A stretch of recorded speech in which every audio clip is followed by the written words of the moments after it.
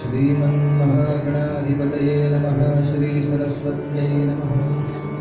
श्री गुरुभ्यो नमः। सर्वदेवेभ्यो नमः। वक्रतुण्ड महाकाय सूर्यकोटिसमप्रभ निर्विघ्नं कुरु मे देव सर्वकार्येषु सर्वदा।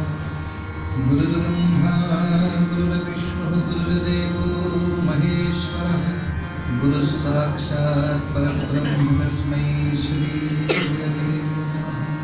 मूकं करोति वाचालं पङ्गुं लङ्घयते गिरिं यत्कृपातमहं वन्दे परमानन्दमाधवम्। पेटी पाहिजे, पेटीचा आवाज थोडा पाहिजे. हार्मोनियम वाढून द्या.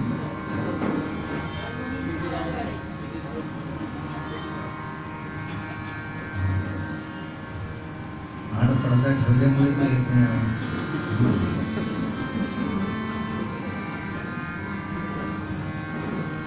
हरी जय जय राम, जय जय राम, जय जय राम, जय जय राम, जय जय राम. सुना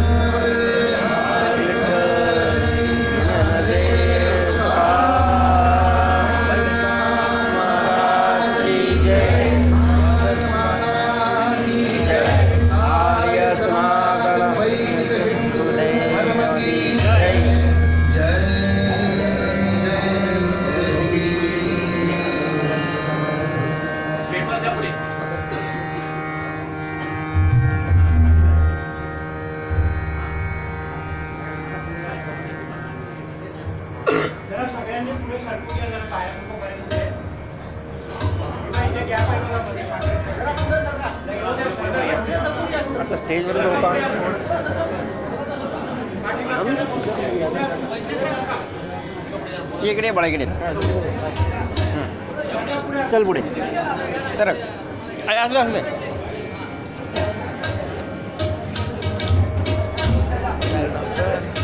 सरक पुढे रस्ता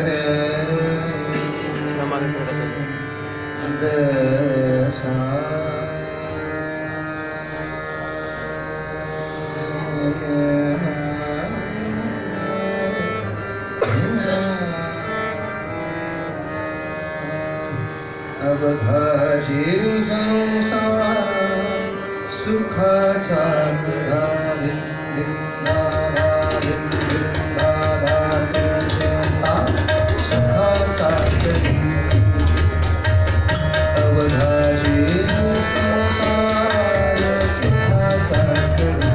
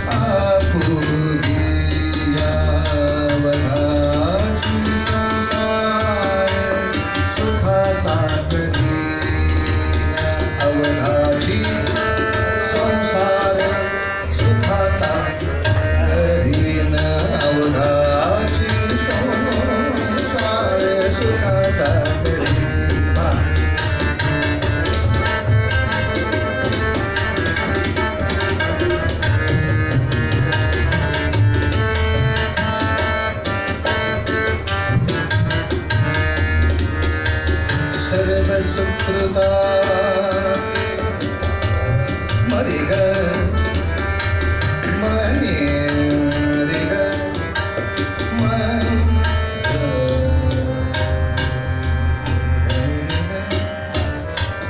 मन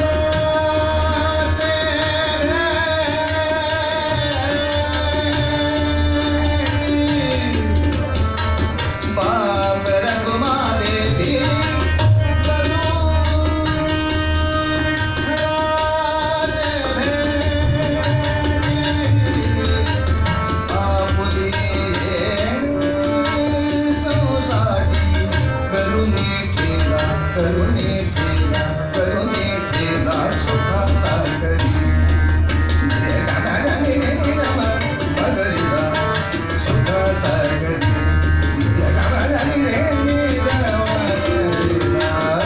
सुखाचा करी अवघाची संसार सुखाचा करी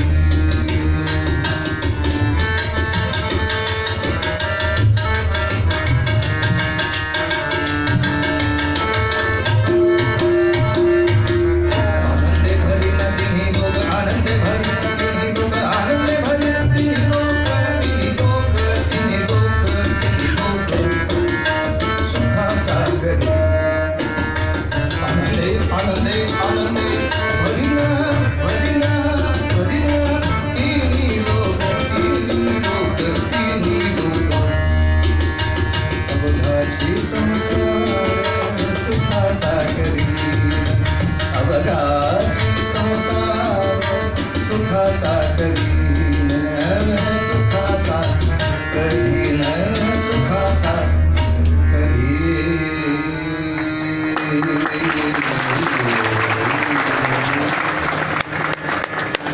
माऊली ज्ञानेश्वर महाराज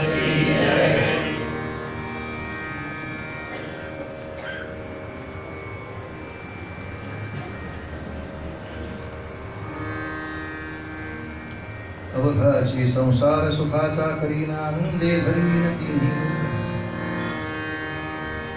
बाप रखमादेवी गुरु विठ्ठल अशी या अभंगाची शेवटची वेळ असल्यामुळे हा अभंग ज्ञानेश्वर माऊलींचा आहे हे लक्षात आलं. या ठिकाणी माऊली एक सुंदर चित्र डोळ्यासमोर उभं करतायत. लग्नाचा मांडव घातलाय, लग्न यथासांग संपन्न झालंय, लेकीची सासरी पाठवणी चालली आहे. लेकीवर इतके चांगले संस्कार केलेत की ती सासरी सुख निर्माण करणारच खात्री आहे. पण तरीही आई वडिलांचं मन कातर होत आहे. आई वडिलांच्या डोळ्यात अश्रू आहेत. आपल्या आई वडिलांची विभळ अवस्था पाहून ती मुलगी जसं आपल्या आई वडिलांना आश्वासन दिली, बाबा का रडता, आई का काळजी करतेस, तू मला पाठवलेस ना आता या संसारात, बघ मी अवघाची संसार सुखाचा करून टाकली. पहिल्याच ओळीमध्ये माऊली आपल्याला सांगतात संसार सुखाचा नसतोच, तो करायचा असतो. उद्बत्तीचा जो धूर येतोय तो मी सुगंधित करून दाखवीन असं कोण म्हणेल काय? आता भेसळीच्या जमिनीतही म्हणावं लागेल. पण निरांजनाची ज्योत कशी लागली आहे ती मी तुम्हाला बॅटरी पेटवून दाखवी. गरज काय? जो सुखाचा असेल तो सुखाचा करायची गरज काय? तो सुखाचा नाही आहे. जगामध्ये आपोआप होणाऱ्या गोष्टींपैकी 99% गोष्टी आपोआप ज्या होतात त्या वाईटच होतात. 1% चांगलं होतं. चांगलं प्रयत्नपूर्वक करावंच लागतं. उदाहरण, चांदीचं भांड आहे आणि ते गंजावाशी इच्छा आहे. किती कष्ट आहेत आपल्याला. काही नाही, ठेवून द्या, त्याच्याकडे बघूच नका. काही न करता आपोआप काय होईल, गंजून जाईल. शेत आहे, काही करू नका, नुसतं बघू नका, त्याचं वाटोळं होणं हे आपोआप आहे. ते चांगलं करायचं आहे का, मग कष्ट आहेत, मग ते रोज घासणार. अवघाची संसार सुखाचा तरी न. पहिल्याच ओळीमध्ये आमचं रडणंच बंद केलं हो माऊलीने. काय सांगू आपलं, काय सुखाचा संसार नाही. हा तुला तो करता नाही.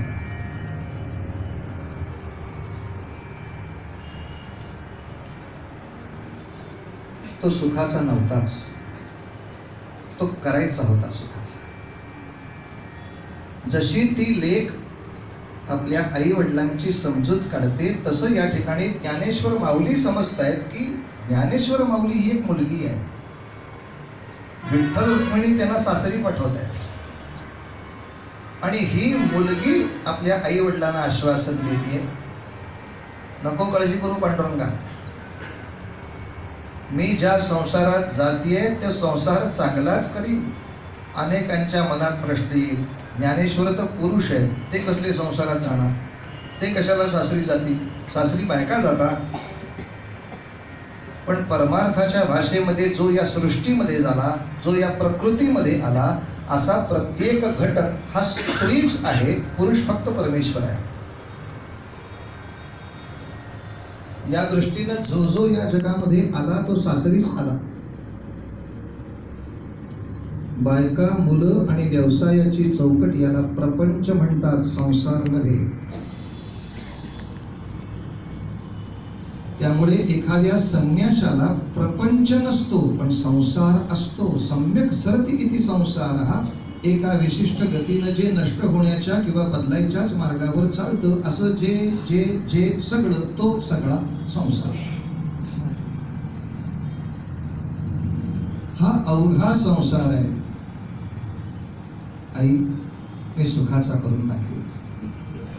अवघाची संसार सुखाचा करीन, आनंदे भरीन तिन्ही लोक. काय मौज आहे, एकाच ओळीमध्ये दोन्ही शब्द वापरतात, सुखाचा आणि आनंदे. म्हणजेच हे दोघं एका अर्थी नाहीत. ज्ञानेश्वर माऊलींना त्याच अर्थाचा आणि तेच सांगण्यासाठी दुसरा शब्द शोधत बसायची तशी काही गरज नाही. गरज आपल्याला ते गच्ची जमते का बघा वगैरे, ते यमक वगैरे जुळवायचे त्रास आपल्याला येतो. ते शब्द प्रभू आहेत. कारण खरंच पारमार्थिक भाषेमध्ये सुख आणि आनंद याच्या परिभाषा वेगळ्या आहेत. शरीराशी संलग्न आहे ते सुख आहे, आत्म्याशी संलग्न आहे तो आनंद आहे. सुख अनित्य आहे, विनाशी आहे, आनंद अविनाशी आहे. म्हणून सुखाला पर्यायी शब्द आहे दुःख, आनंदाला विरुद्धार्थी शब्दच नाहीये. म्हणजे उदासीनता, हा उत्साहाच्या विरुद्धार्थी हा शब्द आला. मरगळ उत्सुकतेच्या विरुद्ध आला. आनंदाला नाही पर्यायी दुसरा शब्द सांगता येणार. आनंदापासून पुढे फक्त वाटचालच होऊ शकते. आनंद, ब्रह्मानंद, परमानंद, आत्मा, त्याला मागे वळण नाही, त्याला उलट रूप नाही. आणि आणखीन सोप्या भाषेमध्ये महत्वाचा सिद्धांत सांगायचा असा, उपभोगामध्ये सुख आहे आणि त्यागामध्ये आनंद आहे.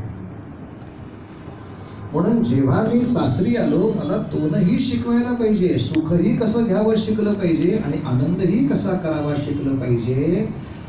मी अन्नदान करणं हा त्याग आहे, त्याने आनंद होणार. पण अन्नदान करण्यासाठी मी जिवंत तर राहिलो पाहिजे, त्या प्रमाणात मी अन्न सेवनही केलं पाहिजे, ते सुख राहणार. त्यामुळे सुखाला मर्यादा कशी ठेवावी आणि अमर्याद त्यागाकडे कसं जावं, हे मला संसारामध्ये शिकवायचं आहे. पण सुखाला मर्यादा ठेवली तरच सुख आहे. आनंदाला ते बंधन नाही आहे. श्रीखंड खाण्याचं सुख,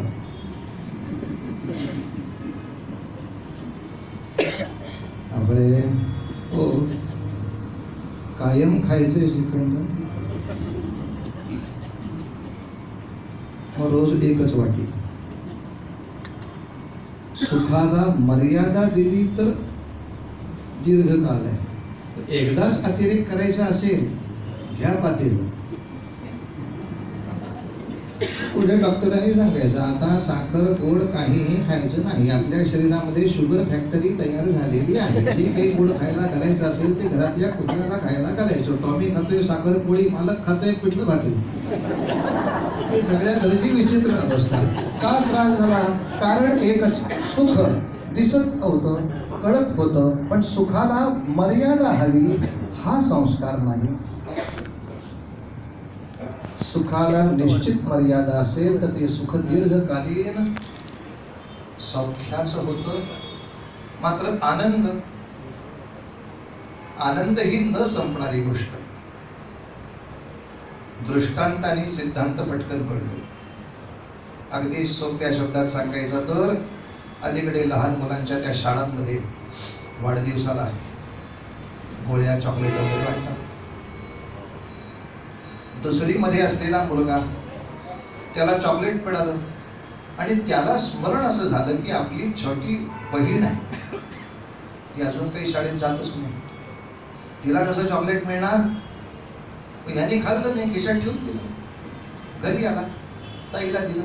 तिनं सगळ्या घराला उड्या मारत आधी दाखवलं, दादानी चॉकलेट आणलं, मग खाल्लं. आपल्या परिभाषेप्रमाणे चॉकलेट खाण्याचं सुख तिला, आनंद थोरल्या भावाला.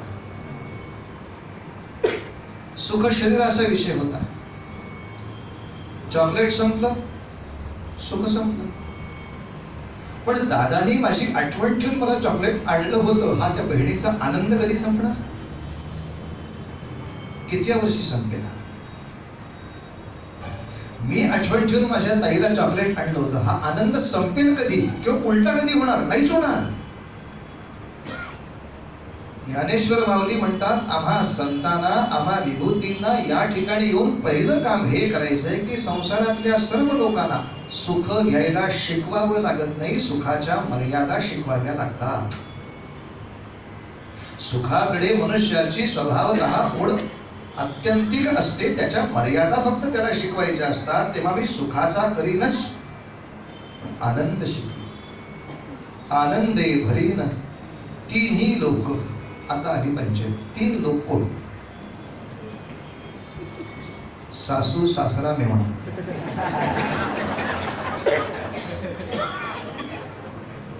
अलीकडे खुश करण्याचे 3 लोक असे आहेत.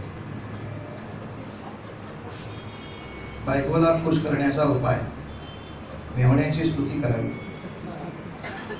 मात्र त्याच्याऐवजी मेहुणी असेल तर हा नियम लागू नाही.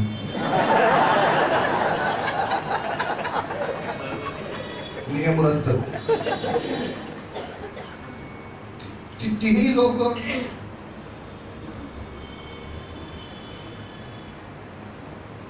आपण या पृथ्वी तलावरती 7 लोक मान्य केले. लोक म्हणजे परिसर असा इथं धरायचा. पृथ्वी तलावरती भूतलाचे 7 भाग,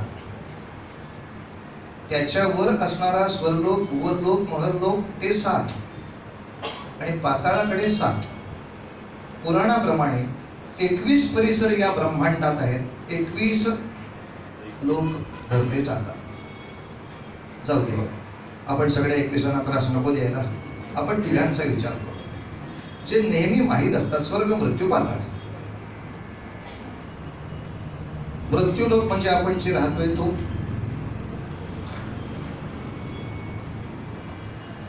खरं मृत्यू लोकालाच चिकटलेला पाताळ लोक आहे.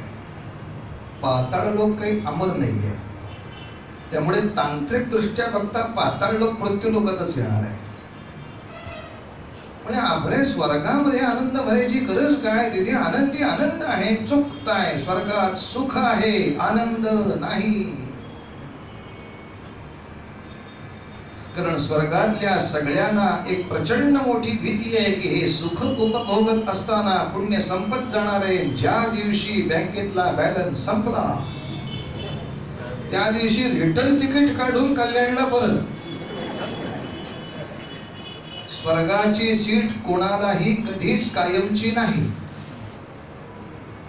तिथे तुझ्या पुण्याईनं तुला सुख उपभोगता येईल, पण तिथे असताना सुद्धा तुला त्यागाचा विचार करता आला तरच आनंद सापडेल. वेड्या स्वर्गीचे अमर इच्छिताती देवा, मृत्यूलोकी व्हावा जन्म आम्हा का. तर स्वर्गात सुख मिळेल, आनंद नाही रे मिळत. आनंद त्यागाने मिळतो. तो त्याग करायची संधी या मृत्यूलोकालाच. त्यागाची संधी या मृत्यूलोकालाच. त्यामुळं 3 लोक याचा अर्थ ऑनलाईन क्लिअर. काय असतंय? अर्थ नीट बाहेर काढला नाही तर संतांच्या वचनाचा काहीही अर्थ निघू शकतो आणि ते काढण्यात आपण सगळे पटायचंच होत.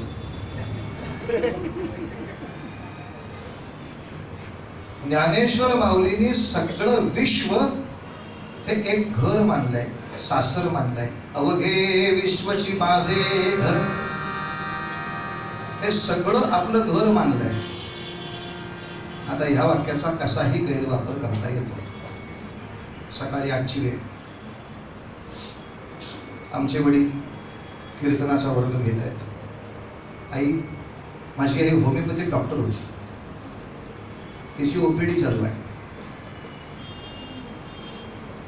गृहपाठ करायला राजमान्य राजेश्री आपले पुस्तक घेऊन एवढ्या दाराची बेल वाजली. टंग. पूर्वी अशी बेल देवळासारखी. आता म्हणजे तुम्ही कशाला आलात असं सांगणारी बेल असते. आपल्याला नको असलेला माणूस दिसल्यावर आपण कसं होतो, तशा बेल आल्यात. दाबलं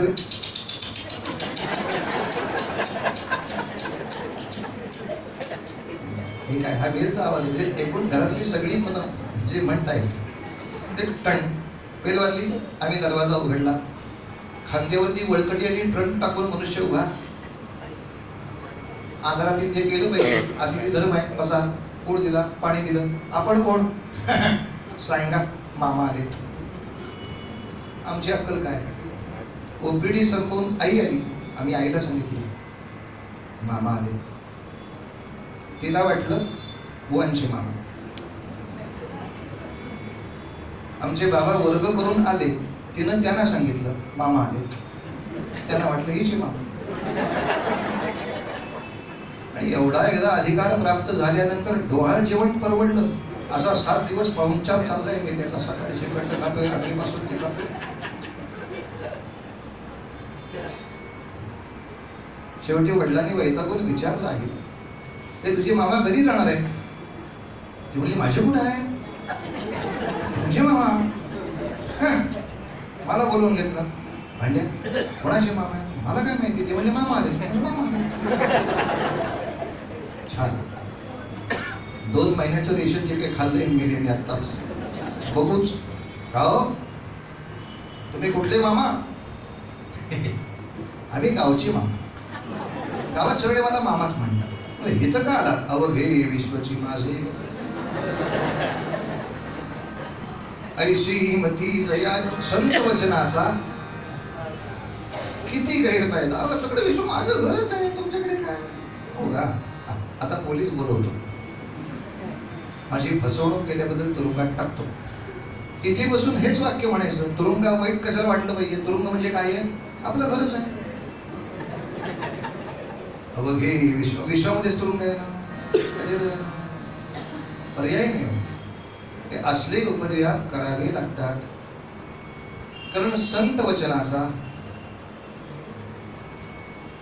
अर्थ शोधून, अनेक लोकांना विचारून, तर्काने, बुद्धीनं, भक्तीनं असा अनुभवून तावून सुलाखून घ्यावा लागतो.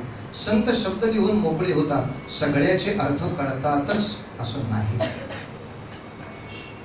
तर इथे लोक या शब्दाचा हा निश्चितपणे अर्थ घ्यायचा, पण याचा आणखीन एक चिंतनात्मक अर्थ असा केलाय. आता सगळं चिंतन माझं नाही, अनेक लोकांनी याच्यावर चिंतन केलंय. बऱ्याच लोकांचं ऐकून मी वर्गणी जमा केली की या सगळ्या गोंधळात आपण एका लोकाबद्दल बोलतच नाही आहोत. तो म्हणजे स्वर्गाच्या बरोबरीनं ज्याचं नाव आपण सतत ऐकतो, तो नरक लोक.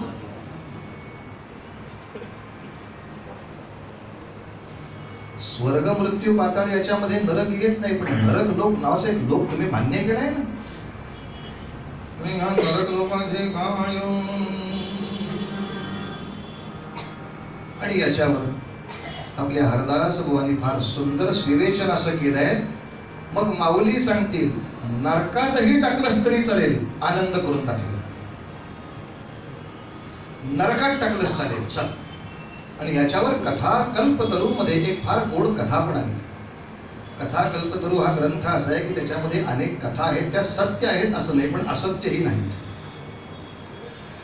त्यातलं तात्पर्य महत्वाचं असतं. कथा अशी आहे एक साधू अत्यंत पुण्य करून देह संपविता झाला. त्याच्या पुण्याईमुळे भगवंतांनी त्याला सांगितलं की तू स्वर्गात राहावंस का नरकात राहावंस हा निर्णय मी घेऊ शकत नाही, एवढं तुझं पुण्य, तो निर्णय तू घेऊ शकतोस. मी तुला स्वर्गही दाखवतो, नरकही दाखवतो, तुझं तू ठरव कुठं आहेस. ठीक आहे, आधी नरक लोक बघूया. आता हे गेले नरक लोकांमध्ये, तेव्हा त्यांचा लंच टाईम झाला. माणसांचा हाही एक प्रश्न असतो की काय हो, एकदा देह जळून भस्म झाल्यानंतर नरकामध्ये यातना द्यायला देह आहेच कुठे. अध्यात्म आपण अपुरा ऐकताय. अध्यात्माच्या दृष्टीनं आपल्याला लिंगदेह नावाचा आणखीन एक देह आहे. हा स्थूल देह आहे, सूक्ष्म देह वेगळा आहे आणि मध्ये एक लिंगदेह नावाचा देह आहे. हा वेगळा आपल्याला देह आहे म्हणून स्वप्नात आपणच आपल्याला बघू शकतो. एक देह असताना आपल्याला आपला दुसरा देह दिसतो आणि हा जो लिंग देह आहे तो कावळ्याला दिसतो.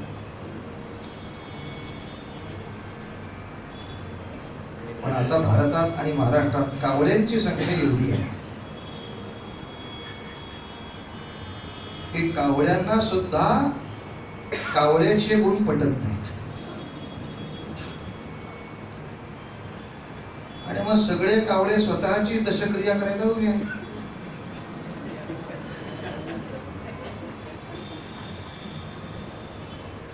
दशक्रिया नावाने हिंदूंची टिंगल करणारा सिनेमा काढायचा हिंदूंनीच, काम करायचं हिंदूंनीच, त्याची पाठराखण करायची हिंदूंनीच. काही वेळेला भगवंताचा सुद्धा असा राग येतो की ह्यांची श्राद्ध आधी का नाही केली.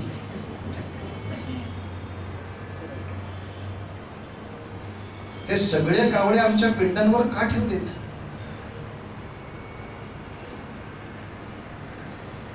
आजपर्यंत सैतान नावाचा एक दगड कल्पना करायची, त्याला दगड मारल्यामुळे सैतानकी नष्ट होईल अशी अंधश्रद्धा बाळगायची. याच्यासाठी मक्केला जाऊन आपल्या पैशाने दगड मारायला जाणारी अंधश्रद्धा जगात चाललेली असताना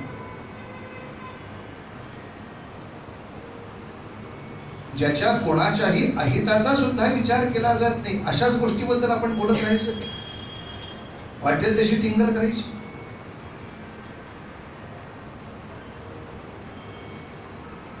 परमेश्वराचा न्याय थोडा उशिरा येतोय, त्याचा हा त्रास आहे.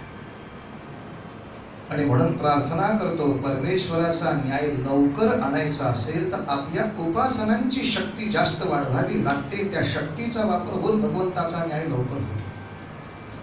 अन्यथा तो जगाच्या गतीनं चालेल. गती वाढवायची असेल तर प्रयत्न आपल्याला करावे लागतील. तेवढी तपस्या तुमची आमची झाली की मग काल यवनाने लात घातल्या घातल्या मुचकुंद ऋषींना डोळे उघडता येतील आणि त्याचं भस्म करता येईल. हे भस्म करायची शक्ती निश्चितपणे तुमच्या आमच्या सगळ्यांच्या डोळ्यामध्ये आहे. फक्त त्या तपस्येला तेवढ्या तीव्रतेनं घेण्याची थोडी गरज राहणार. जाऊ दे, यांच्या दशक्रिया विधी होतीलच काही काळात. मात्र ही सगळी नावं एकदा बघून ठेवूया, लक्षात ठेवूया. पुढे कधीही आयुष्यात भेटले तर किमान त्यांना बघून समोर जमिनीवर थुंकायला विसरायचं नाही की अशी नादान माणसं हिंदूत आहेत म्हणून हिंदू धर्म गेला आमचा. त्यांना दिसून येतं खरी की हिंदू आपल्याकडे बघून थुंकतात. मारायला नाही जमलं, थुंकायला जमेल ना. लिंग देह असतो तो कावळ्याला दिसतो. तो त्याच्या इच्छा अनिच्छा घेऊन राहतो. त्याची इच्छा पूर्ण होण्याची शक्यता निर्माण झाली की तो पुढच्या प्रवासाला जातो. तेव्हा त्या नरक लोकांमध्ये जे जे सगळे जमा झाले होते, काही शिक्षा भोगत होते बिचारे, पण त्यांचा लंच टाईम झाला. आता कथेचं तपशील फार महत्वाचे नाही, तात्पर्य महत्वाचं. काय झालं होतं त्या लंच टाईम मध्ये, त्या सगळ्यांच्या हाताला चमचा बांधला होता. कसा चमचा बांधला होता? कोपरापासून चमचा सुरू आणि त्या चमच्याचं तोंड इथपर्यंत. ते तोंड ह्याच्या तोंडाशी येणारच नाही इतका लांब चमचा होता. जेवणार कसं? त्यामुळे त्यांना उपाय एकच होता, समोर गरमागरम भात ठेवलाय, त्या चमच्याचं तोंड त्या भातात घालायचं आणि तो भात वर पुढवायचा. आणि हे तोंड इथं येणारच नाही, मग ते वर उडवायचं आणि मा करून बसायचं. काय दोन शीतल तोंडात, नाकात, डोळ्यात, कसं असं खावं लागेल. ते जेवण पाहिलं साधूनी, वा. आता स्वर्ग बघूया. स्वर्गामध्ये अशीच पंगत बसली होती, फक्त तिथं कोणीही अन्न उडवत नव्हतं, सांडत नव्हतं. असं कसं काय? तर स्वर्गातले ते पुण्यात्मे असल्यामुळे त्यांना माहित होतं, चमच्याचं तोंड माझ्या तोंडाशी नाही आलं तरी समोरच्याच्या तोंडाशी येतं ना. त्यामुळे तो समोरच्याच्या ताटातलं उचलायचा, त्याला भरवायचा, तो ह्याच्या ताटातलं उचलायचा, याला भरवायचा. हे सगळं बघितल्यानंतर देवदूत म्हणतात, साधो कुठे राहणार? नरकात. साधो कुठे राहणार? नरकात. का? हाताला चमचे बांधूनही कसं जेवता येतं मला कळलंय. आता मी जर नरकात नाही गेलो तर त्यांना कोण सांगेल?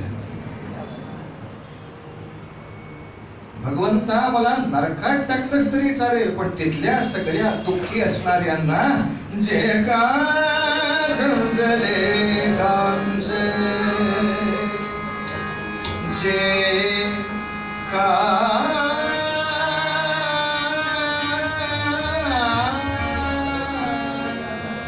रंजले गांजले त्यासी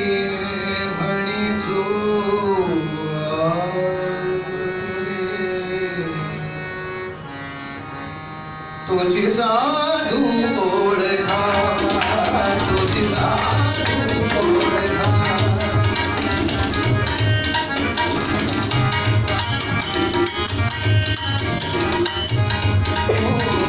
तुझी साधू ओळखा, तुझी साधू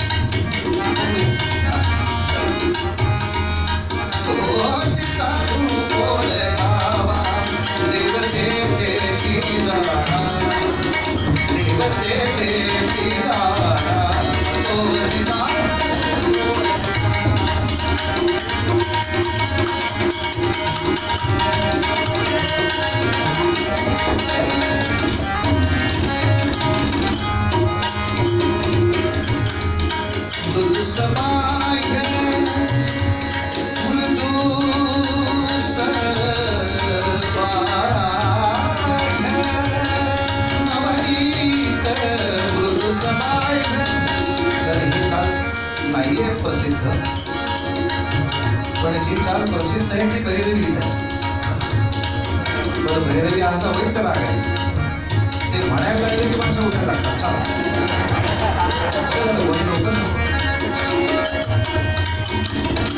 चला वेगळा राग पडेल,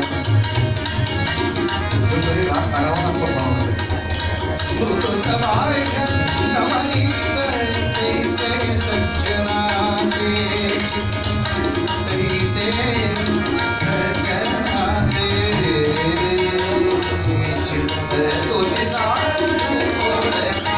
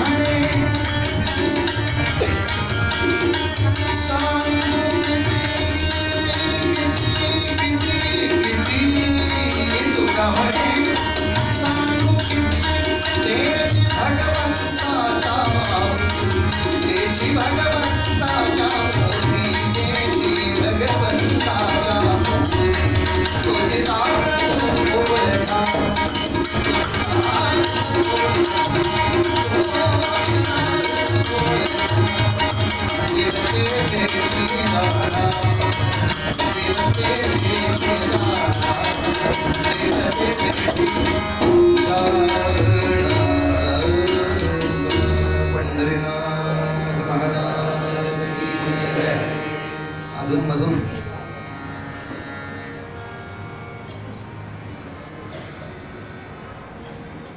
आपण कीर्तन महोत्सव करतो, तसंच कीर्तन महोत्सवाच्या निमित्तानं 5 दिवस जे काही कीर्तन झाली त्याच्यामध्ये कोणतेही अभंग झाले शुद्ध लिहून दाखवा, अशी एक स्पर्धा करायला हवी. विद्यार्थ्यांसाठी, शिक्षकांसाठी, आवश्यक असेल तर पालकांसाठी. कारण आता कोणाच बद्दल खात्री नाही, म्हणजे पोरग बरोबर लिहून घेणार नाही असं वाटलं म्हणून बापाला बोलवला, त्यांनी सुद्धा लिहिताना जे कारंजले पुढं गंजले. आता नंबर बोलवायचा आहे का तू काय लिहिते बा, जे कारंजले गंजले त्याशी म्हणे जो आपले भांगारमध्ये निघते कारंजले. कुठे थांबावं, अक्षर काय, काहीच शुद्ध ठेवायचं नाही असं ठरल्यामुळे अक्षर तरी का शुद्ध ठेवावं.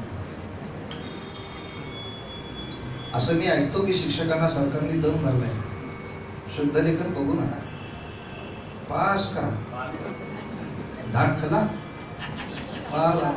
काय मुलांच्या ज्ञानाबद्दल काळजी आहे. दाखला याचा दुसरा अर्थ हाच आहे की ते अडाणी ठेवा. सरकार हलकटासारखं बोलते हे आई बापाला कळलं पाहिजे की सरकार सांगते तुझ्या पोराला तुझी फी खाऊन अडाणी ठेवा. शुद्ध लेखन न बघता पुढे ढकला म्हटल्यावर खरी शहाणी चप्पल आई बापानं काढली पाहिजे. मास्तरा दाफड्यात मारीन, मी शिकायसाठी पोरगं पाठवलंय. कुस्ती शिकायला पोरगं पाठवायचं नाही, कुस्ती केली तरी पास झालं म्हणून दाखवा. यांनी त्या मुलाचं आणि पालकांचं तुम्ही नुकसान करताय. आणि नुकसान करण्याला जर पॉलिसी म्हणायचं असेल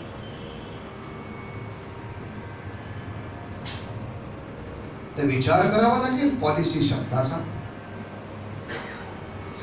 काय हरकत आहे, शुद्ध लेखन नाही पाळलं तर, कसं नाही पाळलं तर. भारताचे पहिले पंतप्रधान कोण, याचं उत्तर कार्टेने लिहिलं, पंडित नेहरू. द्यायचे का मार्ग.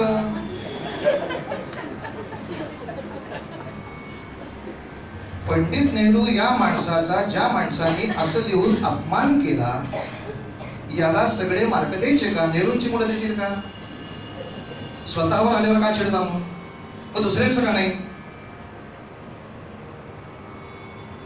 नेहरूच्या वंशजांनी सांगावं की आमच्या आजोबांना जो पंडित म्हणतो त्याला सगळे मार्क मिळाले, जाहीर करा, बघू तुमची नाका.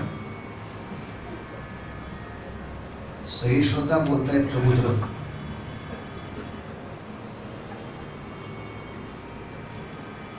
सस्य श्यामला, शस्य सस्य श्यामला, एसटी एसटी एसटी. काय त्रास आहे. स म्हटलं काय, श म्हटलं काय, काय फरक पडतो. नाही का फरक पडत. हा माती साडूचा आहे का शाडूचा आहे.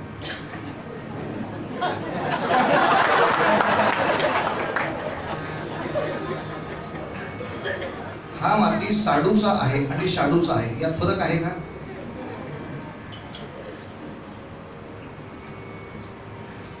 आणि जर व्याकरण चुकल्याने, शब्द चुकल्याने अर्थ इतका बदलत असेल तर त्याला माफ करा सांगणारं सरकार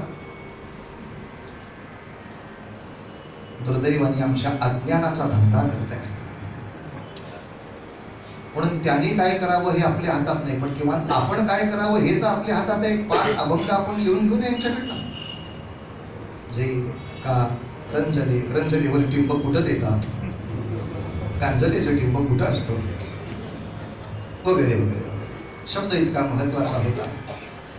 नरकामध्ये गेलो तरी सुद्धा आनंद भरून दाखवेल. आणि मी या संसारामध्ये सुखाला मर्यादा कशी असावी हे इतक्या लोकांना शिकवलं. त्याग कसा करावा हे इतक्या लोकांना शिकवलं. हे रिपोर्टिंग करण्यासाठी जाईन गे मागे तया पंढरपुरा. पंढरपूरला कशाला जाता? त्याला वेळ नाही, तुला उद्योग नाही म्हणून जायचंय काय? मी जो उद्योग केलाय तो सांगायला जायचंय. बघ आई, आतापर्यंत एवढं एवढं केलं बरं. महाराष्ट्राची एकूण लोकसंख्या साधारणतः आता दृष्टीनं म्हणता बरीच आहे, म्हणजे बरीच लाखाच्या घरात आहे. पण ठीक आहे, आता 2017 पर्यंत 10 लाख वारकरी जमलेत. पुढल्या वर्षापर्यंत 15-20 करतोच. ध्येय घे काहीतरी. ईश्वर भक्तांची मांदियाळी मला करून दाखवायची आहे. ईश्वर अभक्त शोधून दाखवा अशी गर्भोक्ती करता आली पाहिजे. मी कष्ट करीन, काय हरकत आहे? परमेश्वराचा वास माझ्याही कृत्यामध्ये आहे. आणि हे कितपत जमलं, किती जमलं हे सांगायला जाईन गे माई तया पंढरपुरा. भेटेन माहेरा आपुलिया. पांडुरंगाला सांगेन, आई जमेल तेवढं केलं. हा मी जमेल तेवढं केलं. आणि मग मला आई शाबासकी देईल. सर्व सुकृताचे फळ मी नाही. मी जे जे चांगलं केलं ना त्याचं फळ मला मिळणार पांडुरंगाकडून. सर्व सुकृताचे फळ मी लाहीन, क्षेम मी देईन पांडुरंगा. पांडुरंगाला काय सांगेन? आमच्या सासरी ऑल इज वेल, क्षेम आहे. आपल्याकडे नेमकं उलट आहे. सासरी जाऊन उलट सांगायचं. आई अगं बोल ना माझी आई. चहाचं पातेलं बघितलं की तुझी आठवण येते. ठीक आहे, पुढं काही घडतच नाही त्यामुळं. अरे नवऱ्याला चहा कोण करून देतो? सासूबाई देतात. नाश्ता कढई बघितलं की बाबा आठवतात. घरी बहुतेक बाप स्वयंपाक करत असावा. कडे बाबा किती छान उपमा करायला. अगं तिची आठवण असणं चांगलं आहे. बाबा आठवतात. पण याच्यामुळे मी करत नाही हे ऐकून कुठल्याही आई वडिलांना आनंद होणार.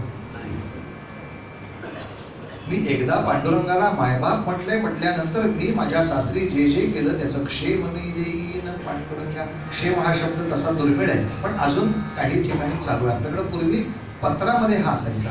आता व्हॉट्सअप आल्यामुळे ते पत्र प्रकरण बंद झाले. हो, पण ठीक आहे. बाकी सर्व क्षेम हा शेवटचा एक छान शब्द असायचा. क्षेम कुशल. सगळं काही यथास्थित चालू आहे. बस शेवटची ओळ अभंगाची झाली की पुरे. खरं अजून खोलात शिरायला जर गेलो तर अभंग अजून 3 तास होईल. वाख्यान कधी सांगणार? आ करून ख्यानासाठी थांबलोय. 4थ्या ओळीचा अर्थ पूर्ण करूया. पण ह्या अभंगांचे अर्थ खरंच शब्द आणि अर्थ लिहून काढा. एकमेकांना सांगायला सुद्धा खूप गोड असतात. बाकी सगळे विनोद आपण शेअर करतोच. अभंग शेअर करायचा. त्याच्यातनं एक श्रीमंती बनू शकते की एखाद्या वेळी मलाही सुचलेला नाही असा एखादा अर्थ निघेल ना. असं नाही की सगळ्या जगाचं ज्ञान आपल्यालाच आहे. मला एकाने हा प्रश्न केला होता की गाव म्हणले आपले जाईन गे माये तया पंढरपुरा असं ज्ञानेश्वर म्हणतात. ही माये म्हणजे कोण? कोणाला तरी सांगतायत ना, ए माये मी जाणार आहे बरं का तिकडे. ही माये कोण? माझ्याही डोक्यात नव्हता प्रश्न आला. मग साखरे महाराजांशी संपर्क केला. म्हणजे महाराज असा असा प्रश्न आलाय, जाईने गे माये माये कोण आहे? आणि साखरे महाराजांनी दिलं उत्तर. ज्ञानेश्वर माऊलींच्या अनेक अभंगामध्ये ते आपल्या बुद्धिरूपी मैत्रिणीशी बोलत असतात. सद्बुद्धी ही त्यांची सगळ्यात आवडती मैत्रीण आहे. आणि मैत्रिणीशी सतत बोलत असल्यामुळे ते असं म्हणतात, रूप पाहता लोचनी सुख झाले. कोणाला सांगतात? तिला, साजणी. ही बुद्धी आहे. ज्ञानेश्वरांची प्रियसी नावाची कादंबरी लिहू नका. पुरावा आहे, तुला पुरावा जमिनीखाली पाहिजे, आपल्या डोंगल्याचा पुरावा. तो हा विठ्ठल बरवा, तो हा माधव बरवा, तो हे अक्षर असतं लांबच्या गोष्टीसाठी आणि हा हे अक्षर असतं जवळच्या गोष्टीसाठी. तो खांब हात आपला. मी डोळे उघडून त्या देवघरामध्ये बघतीये ना तो, आणि डोळे मिटल्यावर इथं दिसतोय ना हा, तो हा विठ्ठल. काय गोड दिसतो ग बरवा, किती गोड दिसतो.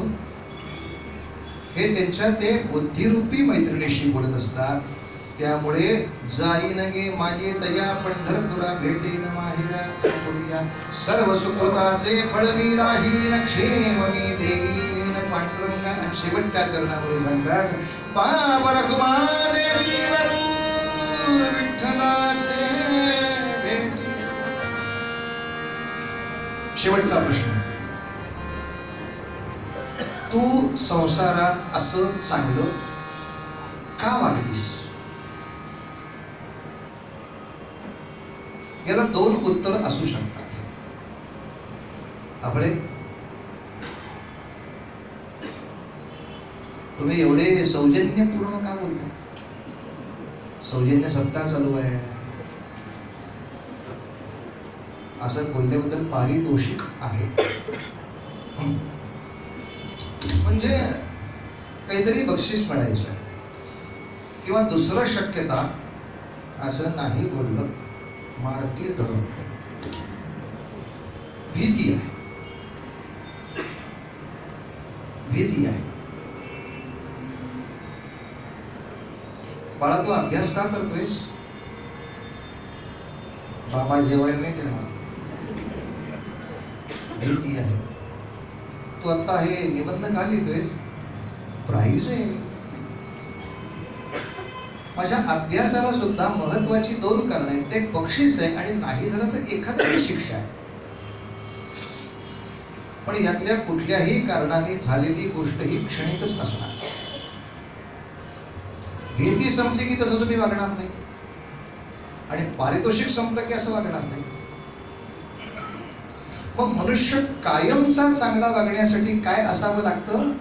एकच असावं लागतं. माऊली म्हणतात मला चांगलं वागायला आवडतं म्हणून मी चांगलं वागतो, हे मला त्याच्याकडून उत्तर हवं आहे. मी चांगलं वागल्याचं पारितोषिकही नको आणि मी चांगलं वागल्याबद्दल मला कोणी शिक्षा करणार नाही, केलीच भयही नाही. असं का? एखाद्याचं पाकिट पडलेलं बघितल्याबरोबर आम्ही त्याला हाक मारतो. पाकिट कशाला केलं मी हे? त्यातले 100 रुपये तो देईल असं वाटलं आपल्याला?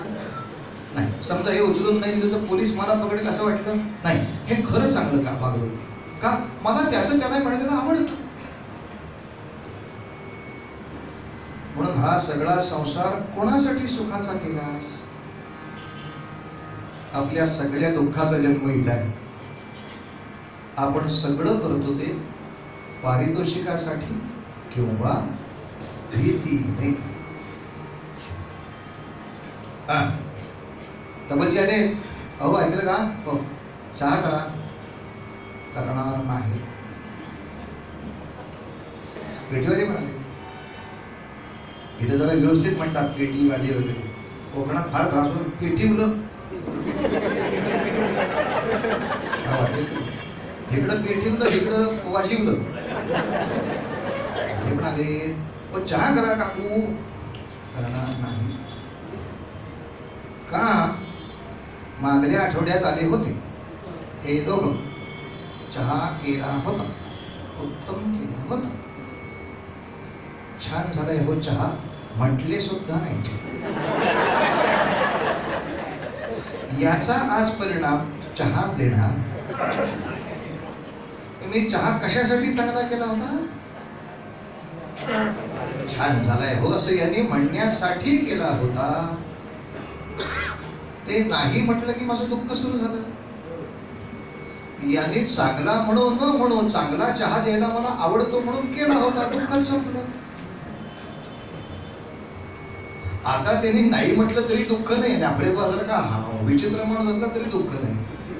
बुवा ही जमात वाईट असं काही बोलतात की कळतच नाही चांगलं आहे का वाईट आहे. काय आपले कसा आहे चहा. आम्हाला काही चालतं. उत्तर आहे एक चांगलं म्हणा तर वाईट तरी म्हणा पण काही चालतं याचा मी काय अर्थ घ्यायचा तो तरी एकदा मला सांगा. तो अर्थच नाही ना आम्हाला काही चालतं. हे काहीही नावाची वस्तू आहे का. प्रश्न असा मला पारितोषिक मिळावं ही इच्छाच नाही ना किंवा हे नाही केलं तर मला कोणी मारेल ही भीती नाही म्हणून मी जो अभ्यास करेन. स्वामी विवेकानंदांचा वार्षिक गुणपत्रिकेचा दिवस गुणपत्रिका मिळाली घरी घेऊन आले 98% गुण होते. 98% गुण आणि हे वडिलांच्या हाती गुणपत्रिका दिली आणि ग्रंथालयात जाऊन बसले. वडील म्हणतात वेडायस का नरेंद्रा. अरे जे 60% मार्क मिळवलेले आहेत ते आनंदाने नाचतायत. तुला 9वर 8 98% आहेत. काय करतोयस. 2 कुठे राहिले ते मला शोधले पाहिजेत. का नाही मला 100 मिळवता आले. 100 मिळाल्यावर बक्षिसासाठी मी नाही अभ्यास केला. 100 समजा नाही म्हणाले तर तुम्ही माराल म्हणून नाही. मला 100 मिळवायला आवडतात. मला पूर्णत्व आवडतं. आपले बा तुमचं नाव सांगा. ठीक आहे 60%. 60%ला पास द्यायचं आपल्याला. आता चारू दत्त आवड एवढ्यातले 60% अक्षर घेतली मी फक्त. तुमचं नाव काय. दत्त प्ले. पण असं म्हटल्यानंतर तुम्हीच सांगाल का नाही. अहो स्वतःचं नाव सांगायला सगळी अक्षरं म्हणायला काय त्रास आहे.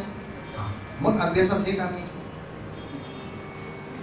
मला का नाही सगळ्या मार्काचं समजू शकत. मी विद्यार्थी आहे परीक्षार्थी नाही आहे. मला विद्या मिळवायची आहे आणि मला जर कमी गुण मिळाले तर जे खडूस मास्तर मला कमी गुण देतात ते मास्तर जास्त आवडले पाहिजे. त्यांच्यामुळे मी अभ्यास करतो. त्यांच्यामुळे मी अभ्यास करतो. म्हणून माऊलींचा शेवटचा शब्द आहे की हे ज्ञानेश्वर नावाच्या मुली ज्ञानोबा नावाच्या कन्ये काग चांगला संसार केलास. एवढ्या लोकांना सुखाच्या मर्यादा शिकवल्यास. एवढ्या लोकांना त्यागाचा आनंद शिकवलास. त्याग करून घेतलास. काग केलंस. आपुलिये संसाठी करुणी हे मी माझ्या स्वतःसाठी. मी हे केलं नाही तर विठ्ठल मला मारेल या भीतीनेही मी केलं नाही. आणि हे केलं म्हणून विठ्ठल मला टाळक्यावर घेऊन नाचतील म्हणूनही मी केलं नाही. मला संसार छान करायला आवडतो. सगळ्यांना सुखी आणि आनंदी ठेवायला मला खूप आवडतं. मी माझ्यासाठी करतो. खरं इथं सुरू होईल. खरं अध्यात्म इथं सुरू होणार. माळ घेऊन का बसलायस.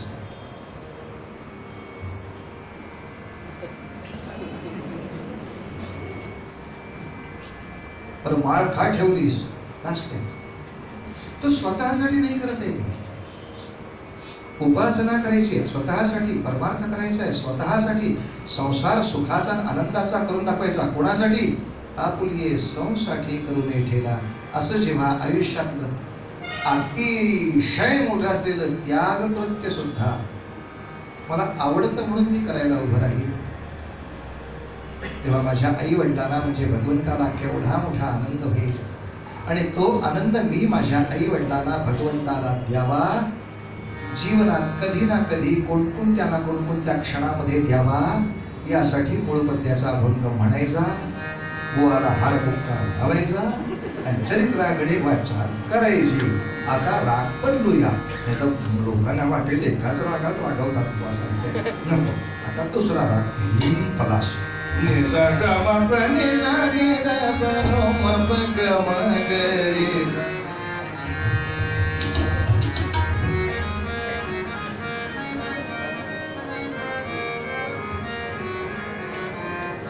अवघाची संसार अवघाची संसार सुखाचा करीन अवघाची संसार अवघाची संसार अवघाची संसार सुखाचा करीन आनंदे भरीन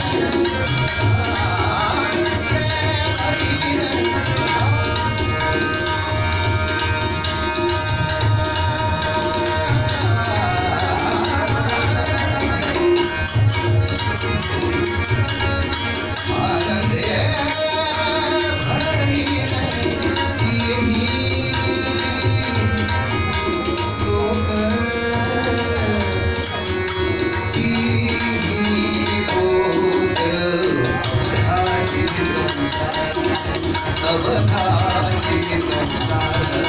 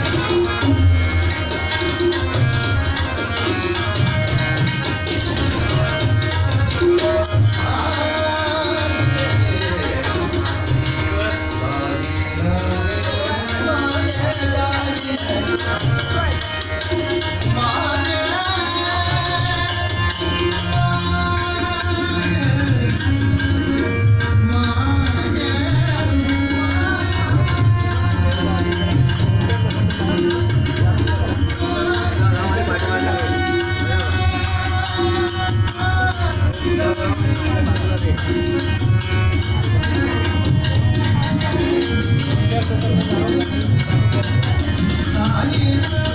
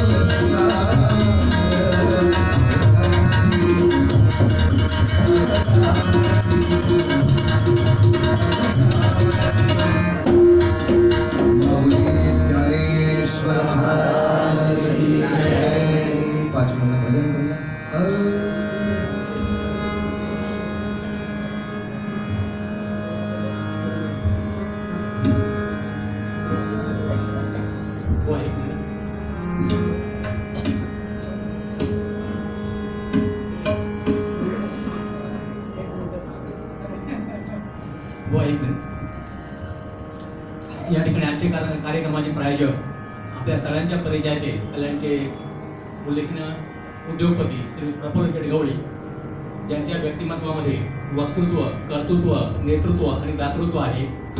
ज्या ज्या संस्था समाजासाठी काम करतात प्रत्येकाच्या पाठीमागे यथामती यथाशक्ती त्यांचं सहकार्य असतं आणि विशेषतः या देवाचं त्यांचं विशेष प्रेम आहे. कधी आम्ही गेलो तरी त्यानुसार ते सहकार्य करतच असतात. तर या ठिकाणी ते आता आलेले आहेत. आमच्या संस्थेचे विश्वस्त श्री सुमित कुलकर्णी यांना विनंती करतो की त्यांनी त्यांचा छोटा सत्कार करावा. सत्कार त्यांना आवडत नाही, परंतु आम्हाला ते बरं वाटत नाही म्हणून त्यांना राजू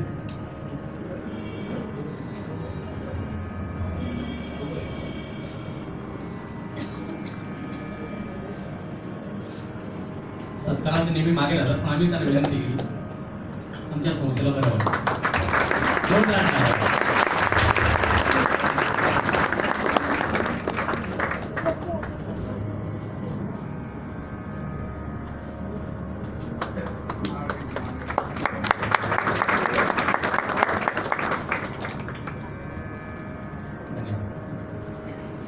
यानंतर उद्याचे कीर्तन प्राध्यापिका स्मिता आजेगावकर यांचं आहे. आज बरोबर 9:15 तुम्ही आलात तर मला वाटतं क्रम लावताना सुरुवातीलाच ओपनिंग बॅच म्हणून आम्ही सिलेक्शन बरोबर केलं तर वा निवृत्तांगाला सुरुवात करावी अशी मी त्यांना विनंती करतो.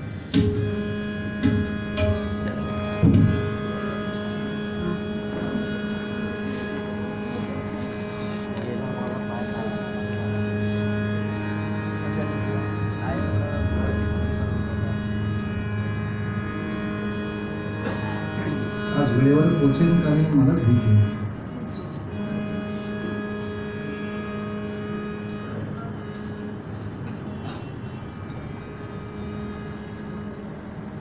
लोकलने येणं सोपं आहे. ओला टॅक्सी म्हणजे आपल्याला घामाने ओला करू रस्ता जाम.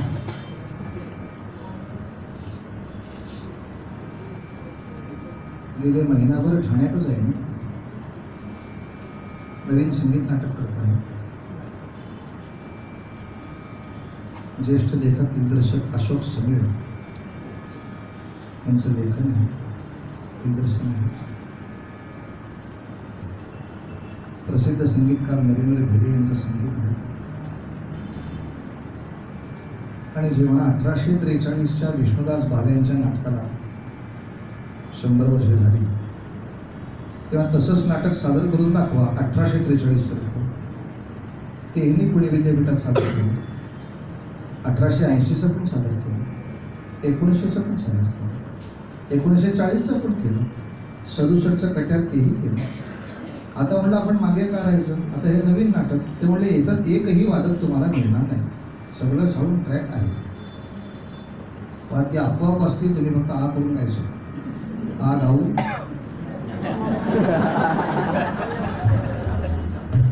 म्हणलं समोर पेटी तबला असल्याशिवाय गाता येत नाही, हे शेवटी आपला अपंगतच ना.